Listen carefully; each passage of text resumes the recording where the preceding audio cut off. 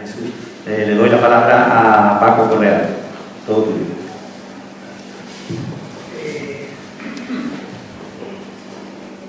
¿Me oye bien? ¿Me oye bien? Bueno, a ver, convendrán conmigo que en el argot taurino, después de estando con estos premios de espadas, se sienta uno sobresaliente, ¿no? Que era el que estaba un poco si había alguno. Entonces, bueno, yo he tomado unas cuantas notas y voy a... Lo he titulado Un viaje en el tiempo, voy a ser breve como todos mis compañeros. Ronda aparece en 18 de las rutas del Manual para Viajeros por Andalucía y Lectores en Casa de Richard Ford, que llegó a Sevilla en 1831 para curar unos problemas de salud de su mujer. Es con diferencia el topónimo que más veces aparece en un libro que tiene 2 dibujos de Ronda firmados por el pintor inglés David Roberts. Ronda es la primera palabra del libro, con unas incursiones serranas en las que su autor habla de la empleabilidad, que se diría ahora, de los contrabandistas. Las cabras y los contrabandistas siguen siendo los ingenieros de caminos de la serranía. Escribe, para añadir que todo el mundo contrabandea de una forma o de otra, pero también es cierto que esta es la única manera de corregir las anomalías y los errores de las aduanas y el Ministerio de Hacienda.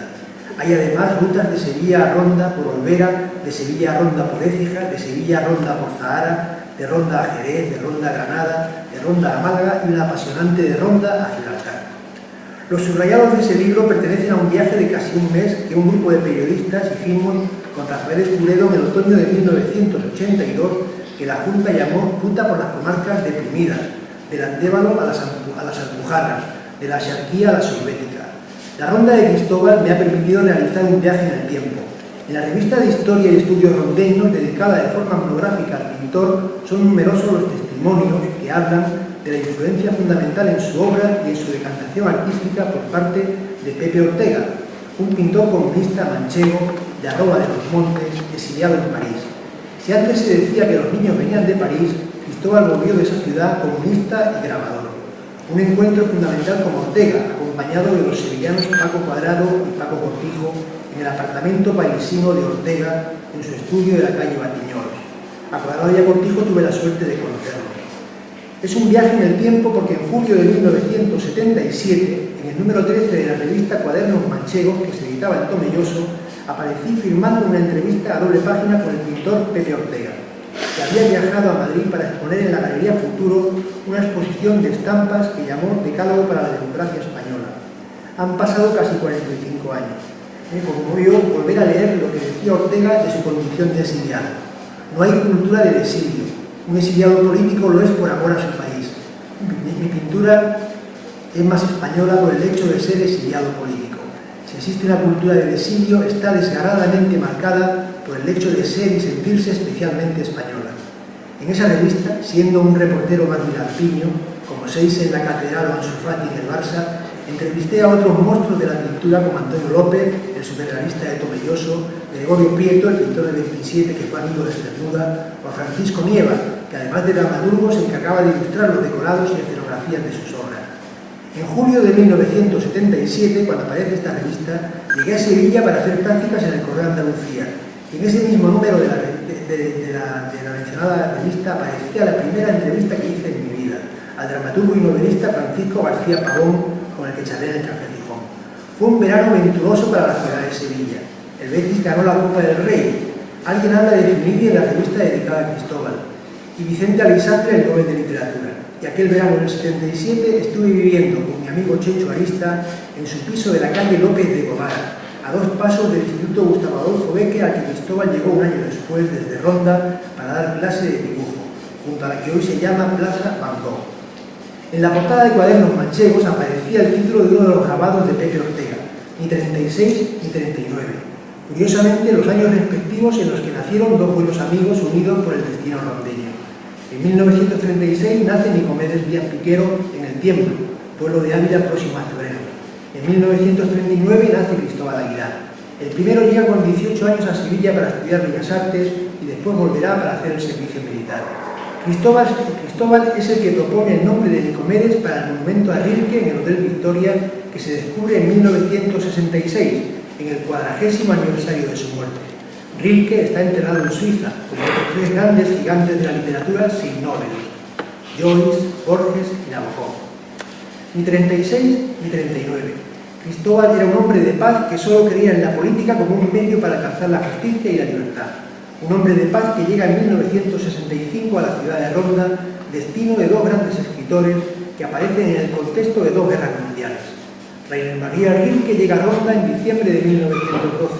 Su viaje y estancia están detallados con una portentosa precisión por Carmen Rivas en su libro Viaje al Sur, Rilke en Ronda. En la página 27 del libro aparece el escritor retratado por Cristóbal. Rilke, secretario del escultor Auguste Rodin, viaja a Ronda desde Toledo con escalas en Córdoba y Sevilla.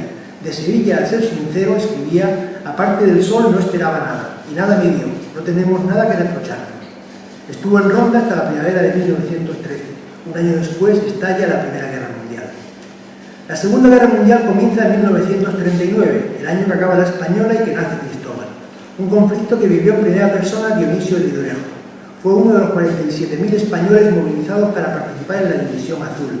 Publicó un diario de esas vivencias que arranca el 4 de julio de 1941. En abril de 1942 vuelve a España. El 7 de julio de ese año, quien fue dirigente de Falange, manda una carta demoledora a Franco que le responde ordenando su confinamiento en la ciudad de Ronda. En su destierro rondeño escribe su cuaderno de Rusia, repaso intimista a las atrocidades de la guerra. El historiador Núñez Seixas titula su epílogo Desde Ronda con amor, un guiño a Jan Fleming y James Bond en alusión al amor platónico de River. En Ronda escribe su conmovedor Canto a los muertos de Stalingrado. He visto y paladeado los cuadros de Cristóbal, paisajes llenos de humanidad sin apenas seres humanos en el lienzo. Ante esa elipsis, uno piensa en aquella frase de John Wayne en For Apache: si no los has visto, eran apaches. Si no los ha visto, eran personas. Por los testimonios de sus amigos, los sitúan en sus poéticos institutos: Gustavo Adolfo Bécquer, Antonio Machado, los dos sevillanos, los dos casados con Soriana, esa Castilla que Cristóbal conoce por Nicomedes, por José Luis Puerto, en el bar Valencia de Ronda, en la churrería de Juan Alba, nombre de canción de María Dolores Pradera, o decorando la caseta de la Pecera, Bacaísas de los Rojos, García Ramos de los Desfavorecidos. El pintor con sus amigos de cuadernos de Roldán, con anfitriones ya fallecidos como Joaquín Castro, el tabernero poeta, o Rafael de la Palma de Oro, donde este grupo que tuvo Cristóbal a uno de sus más fieles seguidores homenajeó a José Saramago el año que recibió el Nobel de Literatura, justo en el centenario de la generación del 98, cuando perdimos Cuba y Filipinas, pero ganamos Unamuno, Baroja, Azorín y Valle Inclán. La pintura de Cristóbal me ha trasladado a dos viajes periodísticos a Ronda, los dos de contenido taurino, dicho por quien solo fue a la maestranza a ver una novillada para que el actor Dennis Hopper me firmara un autógrafo en la portada del amigo americano de Noticias Disney. El primer viaje fue el 30 de agosto de 1985. La Universidad Internacional Méndez Pelayo reunía a Luis Miguel Dominguín y Antonio Ordóñez, protagonistas del libro de Ernest Hemingway, Un verano sangriento, el amante de Ava Gardner y el amigo de Orson Welles. Terminado el acto, fuimos a tomar un aperitivo y, como un epílogo del libro, había en el telediario con la acogida mortal en la Plaza de Toros de Colmenar Viejo de José Cubero Gillo, de 21 años. La noticia dejó en un segundo plano el fallecimiento ese mismo día de Manuel Ferrán, el único sevillano que ha ganado el planeta. El verano sangriento de 1959 se hacía real el verano del 85, cuando Gordillo, no el pintor, sino el futbolista, luchó por el Madrid. La segunda visita tuvo lugar una década después, julio de 1997. Salvador Tábara nos invitó a mi mujer y a mí al estreno de La Carmen en la Plaza de Toros de Ronda. Antonio Ordóñez hizo de maestro de ceremonias. En las inmediaciones de la plaza vimos unas estatuas de Ordóñez y el Niño de la Palma hechas por Nicomedes. Saludamos a Mario Vargas Llosa, que había ido a ver la obra. 4 años después, con ese mismo espectáculo, estaba Tábara con su elenco en Nueva York el día que atentaron contra las Torres Gemelas. Termino esta semblanza de Cristóbal con una frase del maestro que le marcó su destino pictórico, Pepe Ortega: yo no pinto para vivir, sino para expresarme, pero expresándome vivo. Junio de 1977, el PC acababa de ser legalizado. Dios está en los detalles y hay que buscar por todas partes, dijo Cristóbal en su nombramiento de hijo adoptivo de Ronda.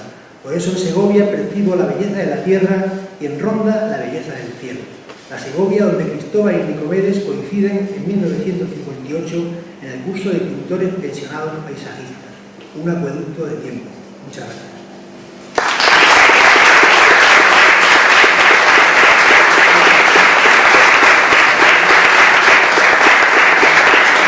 Por cierto, voy a pasarle a mis compañeros de mesa Entonces, la portada aquí del libro de Cuadernos Manchegos con la entrevista con Pepe Ortega.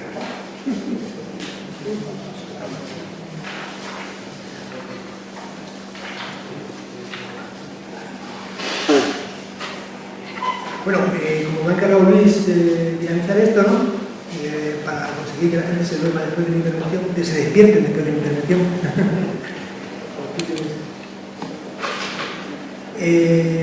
Oyendo a Andrés, a José Luis, a Jesús, han hablado mucho del predicamento, de la influencia de Antonio Machado. Y yo quería preguntarle a uno de ellos, a los tres, hablando de Machado, su hermano Manuel Machado terminó uno de sus poemas con "y Sevilla". Y yo preguntaría, la misma palabra del poeta de Manuel, pero con interrogante, ¿y Sevilla?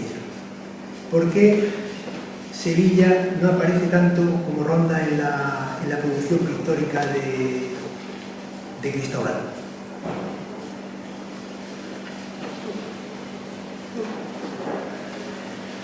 Bueno, pues te lo voy a contestar de manera muy clara. Mi padre necesitaba mucho tiempo para pintar. Cualquiera de los óleos o acuarelas que están abajo puede llevar en torno a un mes de trabajo, 30, 35, 25 días. Necesitaba tiempo, paciencia, tranquilidad. En Sevilla él estuvo trabajando y los pocos cuadros que hizo, 4 de ellos están expuestos. Los hizo mientras él estuvo en el Gustavo Adolfo Bécquer trabajando en el nocturno. De esa manera él empezaba las clases a las 8 o a las 9 de la noche y tenía toda la mañana y toda la tarde para pintar. Él, el tiempo que usaba para pintar era las vacaciones de verano, que marchaba a Ronda o marchaba a Segovia o a cualquier otro lugar. Esa es la razón.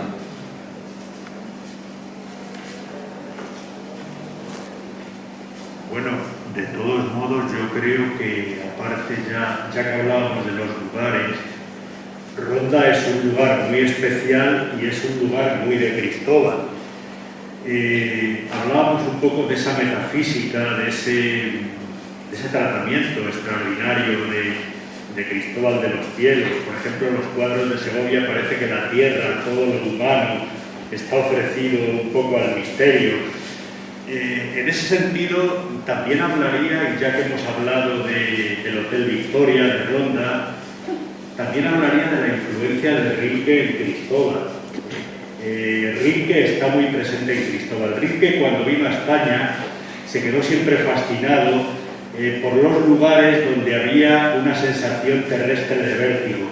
A él le gustaba Toledo es uno de sus lugares, y Ronda es otro, porque, decía el mismo Rilke, que él sentía cuando contemplaba esos lugares, el Tajo de Ronda, o Toledo, un poco todos esos desfiladeros hacia el Tajo, como si los ángeles o una fuerza espiritual, una fuerza del espíritu, estuviera siempre ahí presente. En la pintura de Cristóbal creo que siempre está ese misterio, y él por eso es un pintor de Ronda, y por eso Ronda es uno de sus lugares, también importante. Y acaso sevillano, pues por lo que ha dicho Luis.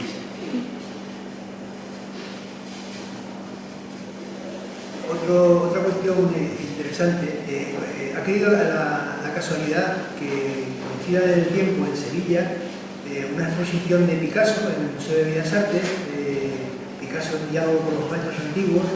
Se acaba de presentar hace poco, la semana pasada, un libro sobre Juan Genovés. Se prepara una exposición homenaje a Paco Cortijo y este acto de esta exposición de Cristóbal Aguilar. 4 pintores que tienen en común que militaron en el Partido Comunista. Hago este inciso para preguntarle a los ponentes de qué forma, cómo se liberaba Cristóbal de la ideología a la hora de pintar, sin desdeñarla. Yo no creo que Cristóbal se liberara nunca de la ideología, al revés, creo. Siempre tuvo unas convicciones enormemente firmes. Esta es una cuestión, pero tener ideología es una cosa, pensar es otra. No son contradictorias. claro, has mencionado a una serie de pintores, artistas, militantes cercanos. En el caso de Picasso es el gran referente internacional para los pintores españoles. Pero no solamente Picasso, por ejemplo, sino Antonio Machado. Se nos suele olvidar que uno de los primeros grandes homenajes internacionales a Antonio Machado se hace en París a mediados de los 50 y nace tanto el cartel anunciador como el del catálogo, que es el mismo, es un célebre retrato hoy de Antonio Machado. Es decir, iban juntas las cosas, no había una separación a la hora de pintar.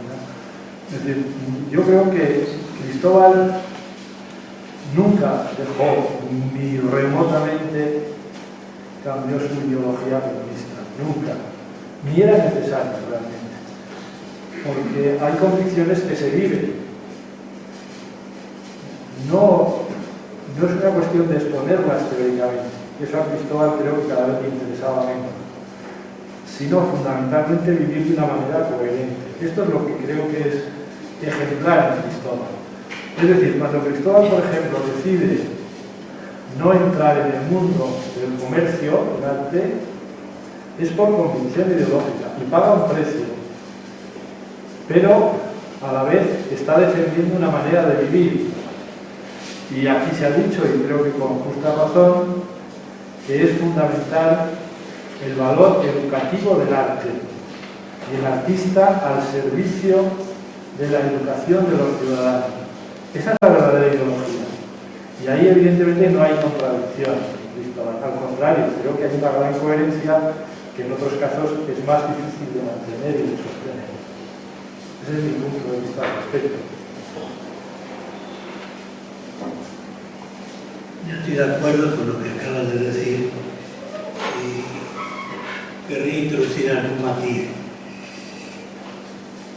Hay quien tiene una concepción muy concreta del mundo, de la sociedad, y desprecia la que tienen los demás, tachándolos de ideólogos.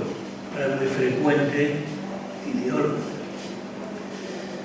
Todo el mundo, como decía Gramsci, es filósofo en su sentido profundo.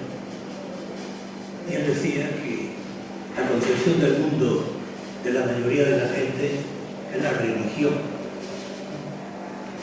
Todo el mundo. Y a veces nos sorprende cuando hablamos con un pescador, los que hemos vivido en la costa y hemos nacido, o con un campesino, o con un artesano, la reflexión es más profunda de los llamados intelectuales. Entonces, primero, no se puede vivir sin una concepción del mundo y de la vida. Todo el mundo la tenemos. Uno más rudimentaria, más genérica, y otros más elaboradas, propias de la alta cultura. Cristóbal, en lo profundo, como yo he apuntado, tiene una conexión directa con la alta cultura española, que siempre se ha mirado de soslayo desde el Estado, siempre. Yo recuerdo intentar organizar en los años 70 homenaje a Ginés de los Ríos, que fue prohibido en Ronda, por ejemplo, ¿no? Luego hicimos uno donde, curiosamente, la estrella de esos cursos, como de la investigación sobre la institución de la enseñanza, era de los jesuitas de la Universidad de Sevilla, que tienen ya de tiempo un instituto sobre la masonería. Marx decía lo siguiente: tomemos el mundo tal cual es, no seamos ideólogos. En este sentido, sentido peyorativo de la ideología, es decir, cuando la concepción del mundo no tiene base real, sino que es un puro artificio, que encubre normalmente intereses inconfesables, a diferencia, por ejemplo, de la cultura griega, donde se hablaba claramente de la esclavitud y de la necesidad de la esclavitud. Luego hemos tenido siglos de esclavitud en América y millones de africanos que han sido llevados, y ahora me vienen algunos con la ideología de que fueron a llevar la cruz y a llevar la cultura. Entonces, Cristóbal no fue ideólogo en ese sentido, pero fue, como tú acabas de decir muy bien, un hombre de ideas profundas. ¿Y qué fue ante todo? Fue un artista. ¿Y cómo se manifiesta un artista? En su arte. Picasso, cuando le preguntaban que explicara, no, los cuadros hablan por sí solos, lo interpreta cada uno. Y tenía un detalle generoso cuando le llevaban algún cuadro que se sospechaba que era una copia, que era una falsificación. No, el cuadro vale lo que vale y ustedes lo aprecian como lo que lo aprecian. No encontramos en Picasso, por ejemplo, una exposición barroca, una exposición, una defensa puramente etérea, retórica, de la democracia. Pero el principal artista antifascista es Picasso, y la obra principal en el mundo de denuncia es el Guernica, que fue nombrado además por el ministro comunista de Educación, director del Museo del Prado. Entonces, Cristóbal en esto fue un profundo artista. No se tuvo que adornar con algo que no era su campo. Era un hombre de ideas profundas que se transmitían y se reflejaban en su vida y en su arte.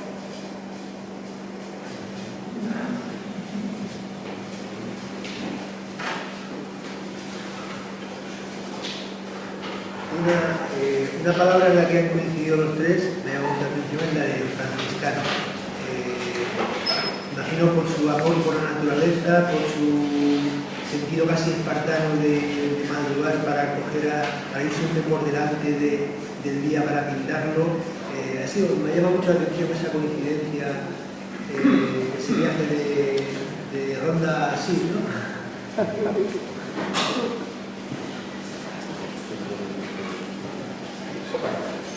Vamos a ver,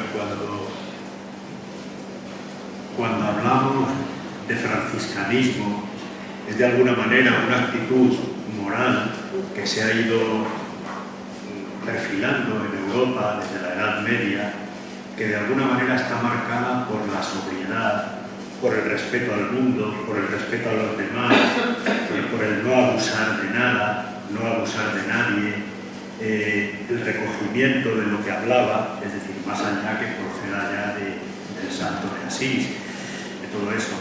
Y en Europa, pues, igual que hoy de alguna manera esa actitud franciscana aparece en cosas que están sobre el tapete de la historia ahora mismo y del momento, como lo que se llama ahora lo sostenible, el no abusar, el no... Porque claro, por ejemplo, todos tenemos mascarillas, pero es que vamos por la calle y hay mascarillas tiradas en el suelo. Ya salen los reportajes y en el fondo del mar hay mascarillas. Es decir, vivimos en la sociedad del despilfarro, de lo no sostenible. Y el franciscanismo propone precisamente lo contrario. Es decir, no abusar, usar. Ser sobrio, y yo creo que eso de alguna manera desprende una luz moral, que es lo que está en Cristóbal y lo que tenía en Cristóbal, y yo por eso también añadí un poco que tiene que ver con ese mundo de los retraídos, de los recogidos, de los íntimos, porque claro, también la tradición andaluza de decir es que los andaluces son extravertidos, son tal, la fiesta, no sé qué, no. Hay andaluces de otro tipo también, Machado era un tipo, Cristóbal lo es, etcétera. Es decir, todo yo es lo que entiendo por franciscanismo. No sé si mis compañeros coinciden. Sí. Bueno, primero hay que remitirse al fundador, que sigue siendo ejemplar, de San Francisco de Asís. La florecilla de San Francisco es un libro admirable, una vida totalmente maravillosa. Y luego no olvidemos, vemos que la reforma de Lutero, una protesta en contra del lujo, el despilfarro de Roma, del papado. Los franciscanos eran críticos, acérrimos del lujo, de la corrupción en la iglesia, y fueron perseguidos por eso. Entonces, lo que podemos llamar un espíritu naturalista, ecologista, a diferencia de los dominicos que se instalaron en las ciudades, los franciscanos se instalan en el campo, y en contra del poder de la jerarquía católica, que ha sido tremendo. Luego hay una cosa profunda que debemos valorar, que ha sido una unidad en la acción entre comunistas y católicos a partir sobre todo de los años 60. Voy a poner dos ejemplos. Los dos fueron amigos míos, sobre todo el primero. Cuando yo salí, como he dicho en alguna ocasión, de la Universidad de Carabanchel, que tuve un poco de tiempo, me alojé en un piso que tenía en la calle Galileo, don José María González Machado, Ruiz, y uno de los teólogos más destacados del Concilio Vaticano II, y sevillano de arraigo, sevillano fino, inteligente, culto, valeroso dentro de su escasa salud que tenía. Entonces, el testimonio de don José María González, ligado a toda la tradición católica en sentido fuerte, como su tío, que ha sido santificado hace poco tiempo y está encerrado en el altar mayor de la Catedral de Palencia. Y luego mi amigo Alfonso Carlos Comín, este ingeniero, sociólogo, que escribió uno de los mejores libros sobre Andalucía en los años 60, que era dirigente comunista y un representante ilustrado del catolicismo español. Un catolicismo al que debemos rendir tributo. El padre Llano, el gran teólogo José María Díez Alegría, don José María González, uno de los mayores estudiosos de la Biblia, uno de los mayores especialistas en San Pablo. Por eso le llamaban en el seminario con una partícula hebrea, el Chihuahua, y del que es fruto uno de los mayores símbolos de la mezcla de lucha social y de cristianismo auténtico, admirable, repito, es el padre Yacuría, que es poco conocido, pero lo diré a ustedes, en mi opinión, el mejor filósofo de la segunda mitad del siglo XX español fue Javier Zubiri, y su discípulo predilecto es el padre Díez Alegría, Yacuría, que fue fichado por la CIA y teledirigido su asesinato y el de sus compañeros, etc. Entonces, a lo que voy, no es una broma el que yo llame comunista franciscano. Quizás hablando con Cristóbal se hubiera leído el cielo Manuel, pues sí, las cosas hay que ingeniar alguna fórmula sabiendo que tienen sus pros y contras. Para mí no tiene ninguna contra, porque yo repito, el cristianismo primitivo, que dicho sea entre paréntesis, era comunista, no existía la propiedad privada, y la escolástica, ya en una época de esplendor del catolicismo, donde consideraba que en caso de necesidad todos los bienes son comunes, más la lucha codo con codo, por ejemplo, en comisiones obreras, que algo ocurrió de su nacimiento. Creo que fue el primer artículo que se publicó, lo publiqué yo en el boletín de la OAC, con artículos de Camacho, Ariza, etc. Esa lucha común en defensa de la democracia, ese esfuerzo común de cultura, es un paso adelante respecto de la escisión y el enfrentamiento, muchas veces muy artificioso, muy ideológico, de dirigentes de la República, que confundieron eso con las términas, ¿no? Quiero decir que no puede considerarse enemigo a nadie por sus ideas religiosas, y lo que hay que que trabajar codo con codo como solidarios en la misma sociedad. Y eso fue una base fundamental en la transición pacífica, porque esa unión se produjo en las universidades, en las fábricas, en los barrios, etc. Y eso es un orgullo, en mi opinión. Y por eso el reivindicar que Cristóbal sintetizó los dos, es decir, una herencia radical franciscana y al mismo tiempo que se adelantó a los tiempos, porque ahora vemos que este mundo que vivimos, como se ha demostrado con la pandemia, al ritmo que llevamos, lo destruimos. Después, claro, de la experiencia de tirar 2 bombas atómicas cuando ya la guerra estaba liquidada prácticamente en Japón. Entonces, si tenemos en cuenta la destrucción de la naturaleza sistemática, por el sistema que tenemos de producción y de consumo. Tú has aludido antes a la mascarilla. Bueno, pero es que en la inmensa mayoría del mundo no hay mascarilla ninguna, ni hay vacuna. Hay declaraciones platónicas de que se van a dar vacunas, mentira. Y luego Europa, que va dando ejemplo de todo, también maladministrándose, ¿no?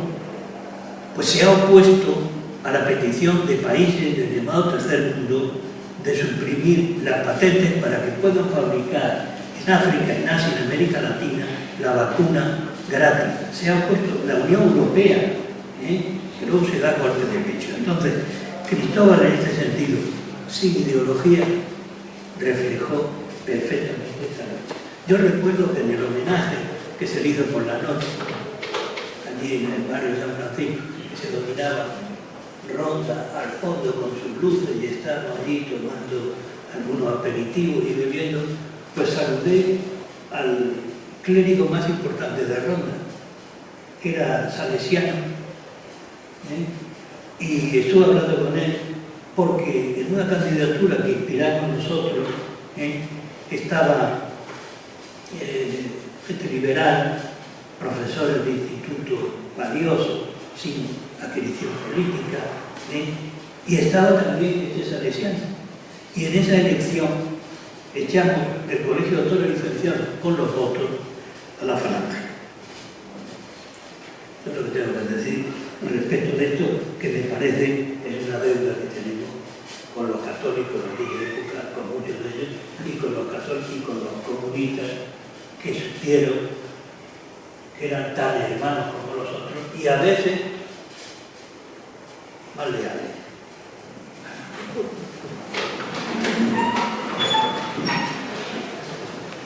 Bien, respecto al franciscanismo, también, estando de acuerdo con todo lo que se ha dicho, yo retomaría el contacto directo con la naturaleza, incluso sin salir de Ronda. Claro, una cosa es la representación de Ronda, esas calles silenciosas, transfiguradas de alguna manera, pero luego hay otra faceta de Cristóbal que a mí me interesa mucho, pero que quizás cuando se conozcan sus dibujos se apreciará mejor, y es cómo él va plasmando la vida de los seres pequeños. Un pájaro, las flores, es un gran pintor de flores con una sensibilidad extraordinaria. Pero no estamos lejos de Rilke. Si se leen los textos de Rilke en Ronda, lo que a Rilke le rompió los esquemas en Ronda, que es la experiencia que no pudo tener en Toledo, fue la contemplación de los pastores viviendo integrados en ese mundo natural. Hay que volver a esos textos si nos queremos ir a la alta cultura. Pero eso Cristóbal lo vivía de una manera natural, directa. Y por eso le gustaba ir a pintar a la Zumada o a otros lugares alejados del propio núcleo de León. Y por eso tienen tantísimo encanto, por ejemplo, esos paisajes que tiene, que son huertos donde lo que uno ve puede ser unas tomateras o puede ser un peral o puede ser un hogar. Es decir, esos elementos del mundo natural que ahora resultan tan poco naturales para ciertas gentes urbanitas, ¿no? Pero que es un poco lo que yo trataba de explicar de alguna manera. primera intervención. Es decir, la morada del hombre, la tierra transformada, cultivada, mimada, ¿no? La tierra como madre. Y ahí es donde yo creo que está el núcleo importante del franciscanismo de Cristóbal. Bueno, yo también un poco comentando, continuando con el franciscanismo y con esa presencia de Rilke en Cristóbal, ya que acabas de citar el primer poema de la trilogía española relativo a los pastores, pero el segundo poema de Rilke de la trilogía española habla del porteador, la figura del porteador. El porteador es aquel que lleva los manjares para celebrar un banquete, pero el porteador no participa del banquete. Y Rilke termina diciendo, a través de ese porteador, ¿por qué yo no? Es decir, los seres de la fuera, los seres que no participan del banquete, con ellos está la sensibilidad de Cristóbal, con esa segunda parte de la trilogía española. Luego, de alguna manera, también el franciscanismo, efectivamente, con ese elemento de sacralización de la naturaleza, de lo pequeño, de la flor, de todo eso que ve el pastor, al que le ciega, si nos damos cuenta, a poco observadores que seamos, los pastores siempre tienen los ojos muy cerrados, muy pequeños, porque están siempre recibiendo la herida del cosmos. Y esa herida del cosmos de la que habla Rilke, que de alguna manera te tienes que defender de la luz, pero de alguna manera también te pone en contacto con ese elemento misterioso. Y Cristóbal fue consecuente con esa figura del porteador y con esa pregunta del porteador: ¿por qué yo no? ¿Por qué yo no participo del banquete? Y la defensa de la dignidad de todos los seres que no participan en el banquete es de alguna manera una de las defensas que yo creo más esenciales del mundo y de cualquier ser humano. Y Cristóbal está ahí. Muy bien, siento mucho tener que terminar este acto, pero a las 9 cierra esta casa. Agradezco a todos vosotros vuestra asistencia y sobre todo a estos magníficos ponentes que nos han dado una visión muy especial de la figura de Cristóbal. Gracias a todos.